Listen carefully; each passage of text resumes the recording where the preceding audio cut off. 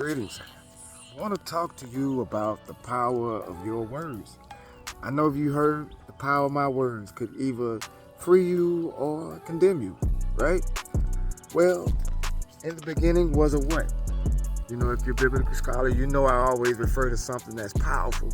And the Bible is the most powerful book that I know of, if not consecrated by many men, writing and rewriting the stories and the histories and the mysteries of what we know as the mind of God, right?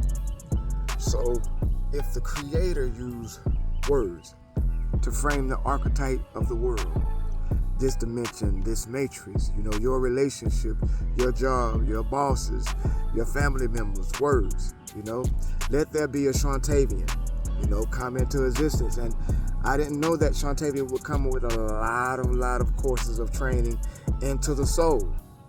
So we use words in order that things be manifest as material, right? And sometimes we forget those words that we've said long ago and that have built us into the characteristics of what we call today, as we know ourselves, as in the psyche or the ego. So with the power of your word, men, women in general, we need a storyline, we need a theme, we need a villain, we need a good, we need a evil, because that's what was created for us when we were younger. You can't have a good without a bad. You can't have a dark without a light. You can't have a color without a blank sheet of paper, because there has to be contrast in order to be something more powerful born or something to be more powerful created. So it's as simple as you saying that you are better than you were on yesterday in your decision making as a course of this world going forward. Because without you, there is no existence of the world. There's no existence of the hate. There is no existence of the love. There is not even existence of a Savior, of a Christ, of a Jesus, or a hell, or a demon, or a lake of fire, or even bad traffic. Without you noticing and putting your energy into those things that pull you toward those things that are not like you, and pull you towards the things that are you. Because without collective consciousness, there is no awareness of what we call life. And with our life, the one day at a time, we have no witness. How do you witness your life, soul? And they say you only have one life to live.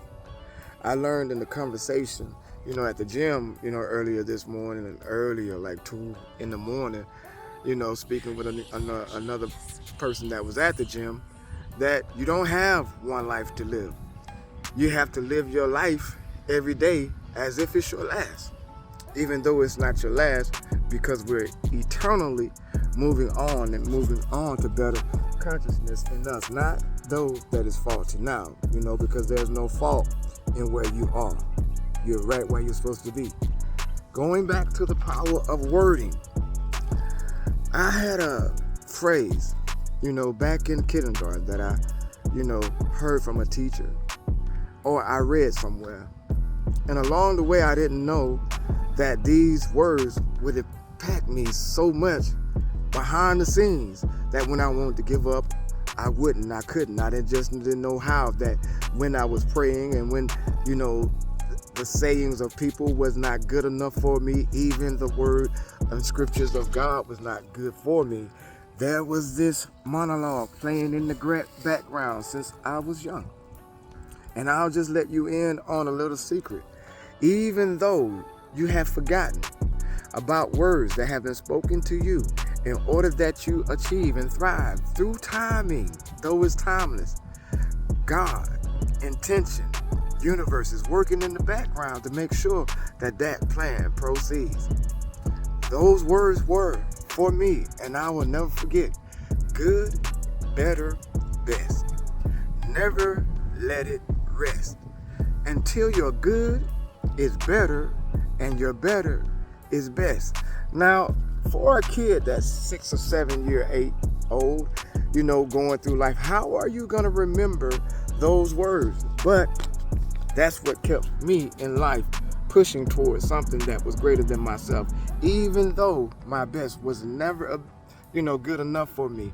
And that was an egotistical mistake because I'm measuring myself to something that I can never reach and that I can never see.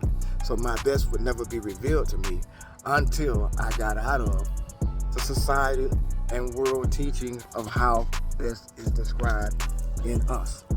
Because one person interpretation of better and best may not be the path that God has for your better and best in your life. So the good that I saw, the best that I saw, and the best that I see, better, it's all in my perception of how I deem necessary for me to continue to win in life.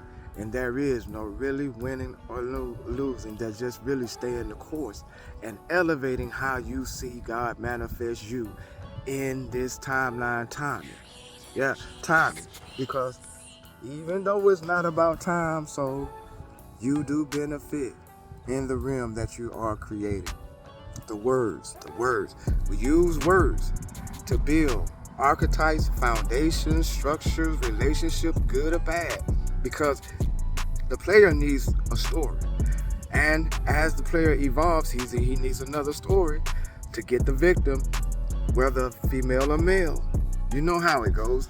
We all need someone or something to believe in to get us through a hard time. So that's a cycle that I don't want to continue, and I don't want to continue for any person that's being played or preyed upon.